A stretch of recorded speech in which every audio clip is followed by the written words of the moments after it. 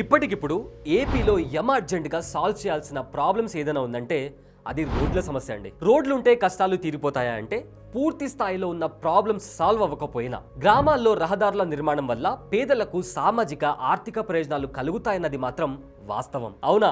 మరి గత ప్రభుత్వాలు ఎందుకని రోడ్లు వేయలేదు అంటే రోడ్డుకు కనీసం ప్యాచ్ వర్క్ చేయడానికి కూడా రోడ్ అండ్ బిల్డింగ్ డిపార్ట్మెంట్ లో సిబ్బంది లేకపోవడం, ప్రభుత్వం నిధులు వెచ్చించకపోవడం, కాంట్రాక్టర్ల పెండింగ్ బిల్లులు చెల్లించకపోవడం ప్రధాన కారణంగా చెప్పుకోవచ్చు. రోడ్లు బాగా లేవు అన్న మాట వాస్తవమే అని గత వైసీపీ ప్రభుత్వం అధికారంలో ఉన్నప్పుడు అంగీకరించింది. కానీ 2014 నుంచి 2019 వరకు అధికారంలో ఉన్న టీడీపీ ప్రభుత్వం కారణమని నిందలు వేసింది. మరి వైసీపీ హయాంలో రోడ్ల కోసం ఎంత బడ్జెట్ కేటాయించాలో ఒకసారి చూద్దాం. రాష్ట్రం మొత్తం మీద హైవేలుగా గుర్తించిన రోడ్లు 14,714 కిలోమీటర్ల పొడవున ఉన్నాయి. అందులో 99 రోడ్లు బాగా డ్యామేజ్ అయినట్లు ఆర్ఎన్బి అధికారులు గుర్తించారు. వాటితో పాటుగా జిల్లాలో మేజర్ రోడ్లను కూడా ఆర్ఎన్బి ఆధ్వర్యంలోనే నిర్వహిస్తారు. కానీ వైసీపీ ప్రభుత్వం అధికారంలో ఉన్నప్పుడు ఏపీలో ఆర్ఎన్బి శాఖ రోడ్ల మీద స్పెండ్ చేసిన ఎక్స్పెండిచర్ నేషనల్ యావరేజ్ తో పోలిస్తే చాలా తక్కువగా ఉంటుంది. ఇకపోతే 2021-22 ఆర్థిక సంవత్సర బడ్జెట్ లో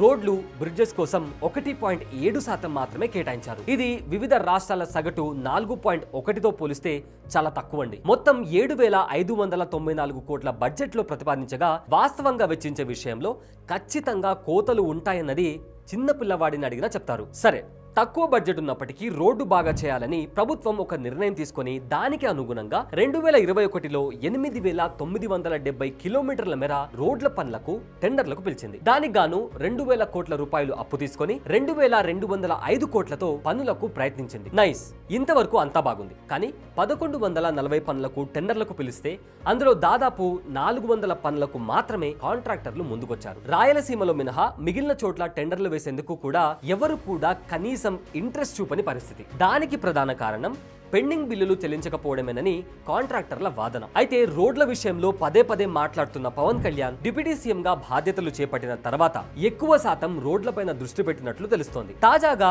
రోడ్లకు సంబంధించి ఒక రివ్యూ మీటింగ్ కూడా కండక్ట్ చేశారు. గ్రామాలకు రహదారుల అనుసంధానాల మీద ప్రత్యేకమైన శ్రద్ధ చూపించమని చెప్పినట్లుగా అధికారులను ఆదేశించినట్లుగా తెలుస్తోంది. అయితే 4,976 కోట్ల రూపాయలతో 7,100 కిలోమీటర్ల మేర రోడ్లకు ప్రతిపాదన సిద్ధం చేసి అందుకు కార్యరూపం దాల్చాలి అంటూ పంచాయతీరాజ్ సంస్థకు డిప్యూటీ సీఎం ఆదేశాలు జారీ చేసినట్లు సమాచారం. గత ప్రభుత్వం హయాంలో బిల్లుల చెల్లింపులో డిలే కారణంగా గ్రామీణ ప్రాంతాల్లో రహదారుల నిర్మాణ ప్రక్రియ ఆగిపోయిందని తెలిపారు. ఆ సమస్యను పూర్తి చేస్తే గ్రామీణ ప్రాంతాల్లో ప్రజలకు నాణ్యతతో కూడిన రహదారులు అందుబాటులోకి వచ్చేవని అన్నారు. అయితే ఆంధ్రప్రదేశ్ గ్రామీణ రహదారి ప్రాజెక్ట్ ద్వారా రహదారుల నిర్మాణం, నిర్వహణ సక్రమంగా సాగేలా చూడాల్సిన బాధ్యత కూటమి ప్రభుత్వం తీసుకుంటుందని పవన్ కళ్యాణ్ వెల్లడించారు. ఆంధ్రాలో 2014 నుంచి 2019 వరకు టీడీపీ హయాంలో జరిగిన రోడ్ల నిర్మాణాలను 2019 నుంచి 2024 వరకు అధికారంలో ఉన్న వైసీపీ కంటిన్యూ చేస్తే రోడ్ల మరమ్మతులు చేయడంలో కానీ, కొత్త రోడ్ల నిర్మాణం చేపట్టడంలో కానీ